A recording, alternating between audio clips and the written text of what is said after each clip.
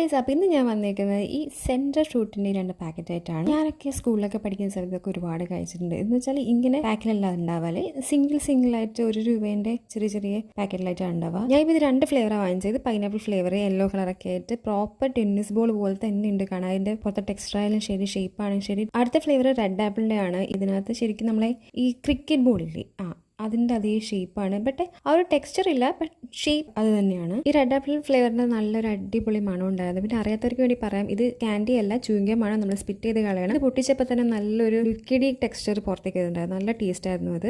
ഇനി pineapple flavour നോക്കുവാണെങ്കിൽ ടെക്സ്ചറൊക്കെ നല്ലതാണ് കാണാൻ തന്നെ. കഴിച്ചു നോക്കുമ്പോൾ എനിക്ക് മറ്റേതിൻ്റെ അത്ര അങ്ങ് ഇഷ്ടപ്പെട്ടില്ല. സ്മെല്ലും നമുക്ക് ആ ഒരു അഡിക്റ്റ് ചെയ്യുന്ന പോലത്തെ സ്മെല്ലൊന്നും തോന്നിയിട്ടില്ല. ബട്ട് ഒക്കേഷാണ്. ഇത് 10 rupees ഈച്ചാണ്. ഓരോന്നിലും 5 ചൂയിങ്കം ഉണ്ടാവും. എനിക്ക് ആക്ച്വലി ഇഷ്ടപ്പെട്ട റെഡ് ആപ്പിൾ ഫ്ലേവറാണ്. ചൂയിങ്കം ആയതുകൊണ്ട് തന്നെ ഇത് 5 വയസ്സിന് താഴെയുള്ള പിള്ളേർക്ക് കൊടുക്കാതിരിക്കുക. അപ്പോൾ ഇതുപോലത്തെ വീഡിയോസിന് വേണ്ടി ഈ ചാനൽ സബ്സ്ക്രൈബ് ചെയ്യുക, ഈ വീഡിയോ ലൈക്ക് ചെയ്യുക, ഷെയർ ചെയ്യുക, സപ്പോർട്ട് ചെയ്യുക. താങ്ക്